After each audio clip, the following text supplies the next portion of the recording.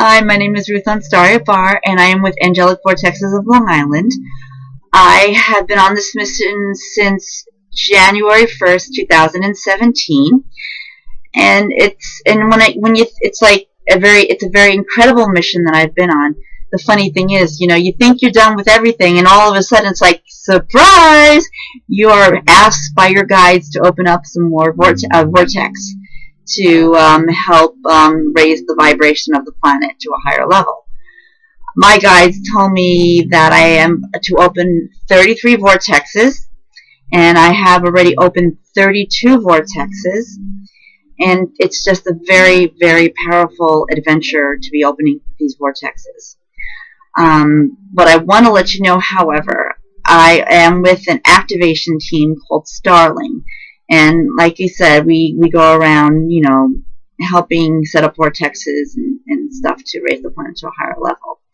I want to let you know that my first experience with the vortex, however, was January 1st, 1991, believe it or not. It was a group called Starborn, and they did a vortex called Wheels Within Wheels Vortex. It was an incredible movement. It brought in the angelic energies from the heavens down to the earth. And after it was opened, a whole bunch of things happened worldwide. A lot of people woke up. The indigos and the crystallines came into the world, and more people started seeing more and more mystical and spiritual things. More of the unknown became more visualized. People could see or feel them. People started waking up from their long nap. But I wanted to put forward the Starborn was also part of another movement called the 1111, which is basically a doorway, which again goes back to the vortex, a doorway that would remain open for, I think it was from 1991 to 2012. However, I still feel that this vortex at Bethesda Fountain is still there. You can still feel it when you're there or see it. I don't think it actually closed, but it was meant to help the wave of Ascended Masters to go through it. There were vortexes in the world long before that. When you think of Christ and Saint Germain and all the other saints before today, before Christ, they all went through a vortex or a vortex back to the heavens where they began. By the way, for those of you who may not understand, unless you've read the Celestine prophecies, we are all energy. We all start off as light, and then we manifest into bodies. Our souls go on forever until we finally reach our final destination, which we don't always know. That's why there's such thing as past lives. But now I'm getting off the subject here. Let's go back to vortexes.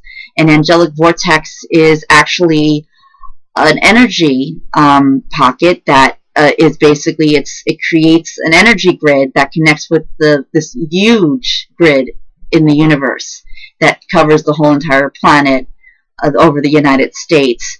And this energy grid is connected to all the other vortexes in all the different states and the different countries. There was that time of the 11/11, also, the January 1st, 1991 event. Many people, many groups were setting up vortexes throughout Egypt at the pyramids of Giza, New Zealand, Hawaii, China, Japan, Arizona, you name it. It was throughout the whole entire world, throughout the United States. There were numerous people doing this kind of work, starting the vibration of the planet to raise some more. But these vortexes that I have now been selected to do here as my new mission by my Ascended Masters, the Angelic Vortexes of Long Island, as I call them. I don't know if I mentioned, but I might have. I was asked to do 33 vortexes. I've already set up 32 vortexes throughout Long Island, Nassau County, and Suffolk County. I have also found a few other vortexes that have already been activated long before I started this kind of work. There's one at the cloisters overlooking the water when you go up through a staircase, and then there's one further up on the higher point of the cloisters near the fort. And you can feel these vortexes, or feel these vortexes that they can. To me, it's more like a sense of peace. But I can only tell you what I feel. It's what you feel. When I see a vortex, I see a beautiful white light. Now, if you can see auras, you can see vortexes rising up from the universe and connecting the heaven and the earth together. And you can see these things spinning and whirling around like a fountain. Just visualize this, a beautiful white golden light shooting up like a fountain and just spinning, spinning, spinning, looking like a beautiful fountain, overflowing with all this beautiful positive energy and beauty. And this is what a vortex looks like to me. It may look totally different to you in a different way. Like I said, I only can tell you what I see and what I feel. It's basically you, your soul, what it sees. And these vortexes are just incredible. When I set up these vortexes, I put intentions into these vortexes. And when the intentions are put into the vortex, things happen faster. They manifest faster in a vortex, because a vortex is a fast spinning energy. And when the intention is put out there, it sets it up into the universe, starting and activating. Now the universe knows this is the intention, this is what's going to happen. And it can happen within a year to 5 years or so, maybe even less or more. To my knowledge, things have happened within 10 years' time, sometimes less. But like I said, again, it's an incredible feeling. Now, one of the questions that comes with me, and I think I covered what is an angelic vortex, I explained that. One of the other questions that have come to me is, can anyone activate these vortexes? Now, I won't say anyone can activate them. It's a calling that comes from the heart. Let's say, for example, I have these two girls that I have been working with now, Joanna and Stephanie. And when I spoke with them and told them about this, they jumped right in. They said, this is meant for me to do. This is what I need to be doing. I am here to help. I'm feeling this calling. You see, I met these girls at a place called the Gathering of Light, which is an interspiritual fellowship over in Melville. And they meet every Saturday at 10 a.m. They have services over there at 95 Old Country Road in Melville, New York. And it's an amazing group of people. The services are amazing, and they celebrate everything, all the different faiths and everything. And the messages are amazing. They have a children's program, so on and so forth. But I'm getting off the subject again. Let me get back to vortexes.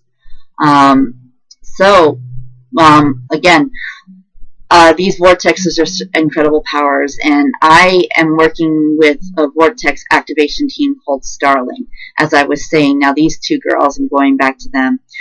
Joanna, when I spoke with her, she jumped right into it. Stephanie, also with her, she felt really drawn to this, and I've been helping them with this. And when my group is done with the work, their group or groups will take over and continue the work further into the future.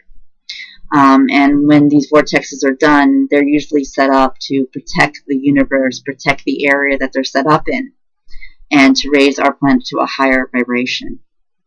So again, back to that question, can anyone do a vortex? I won't say just anyone. It's a calling that comes from the heart. And you'll know it the moment you hear the words vortex. You'll know if this is a calling. And you may not know everything, but after you ask a few questions, you might feel it.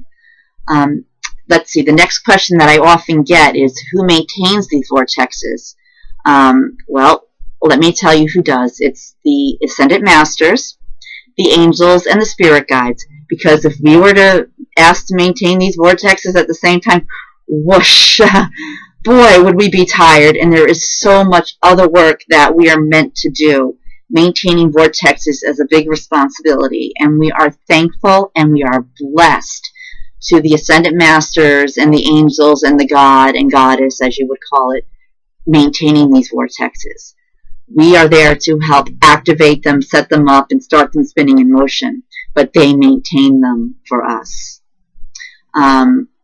Those are just a few of the questions that I would receive, and there are many others. Another question that often comes up would be challenges. What kind of challenges comes? Well, I'm not going to lie to you, and I'm going to tell you this directly straight. When you start doing this kind of work and you become a beacon of light, and this I heard from Reverend Joanne, when you become a beacon of light, be aware there will be forces that will come along and try and stop you from doing what you're doing or distract you. I won't go into any details about those. We're just going to put a little energy into that, but I'm just letting you know, yes, you will come up to opposing forces, and they can show up in any shape or form, through friends. It could be some kind of event that happens. I won't go into further detail because I don't want to give too much energy to that. That's definitely, and you need to overcome these. You need to recognize these, and in the future you will learn how to recognize these things, especially once I get that lecture going. In the future, I don't have a date, but I will keep you updated on that one, on Vortexes, the Angelic Vortexes of Long Island. I also wanted to put out there, I do have a person that I work with, a co-activator. His name is Michael Howes, a friend of mine for many years, since 2008.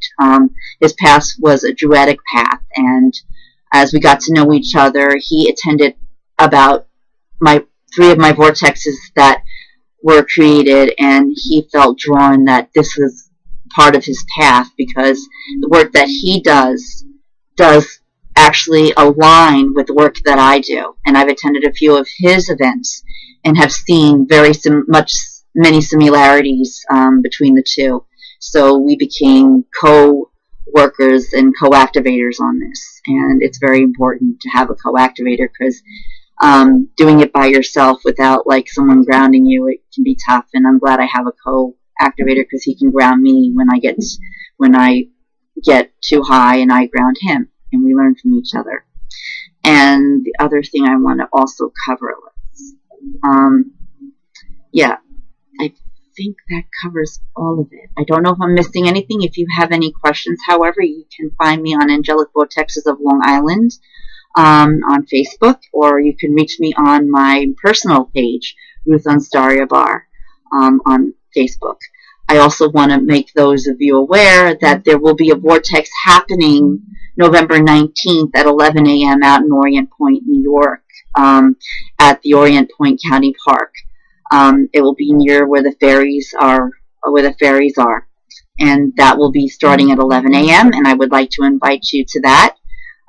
Just dress warmly. We don't know what the weather is. Dress in layers, or we don't know what the weather's going to be, and I hope we do see you there. And I hope that I did help those of you that saw this video, helped enlighten you on what a vortex is, gave you a little bit of insight, because this was all about summarizing what an angelic vortex was, letting people know what we are and why we're out there, and how we're helping the universe, and how we are helping bring our planet to a higher level of consciousness. I just want to wish you all the best, and may you have a wonderful day and night, whichever it may be, and may the angels guide your way, and thank you for listening. Have a pleasant day and night. Thank you. Goodbye.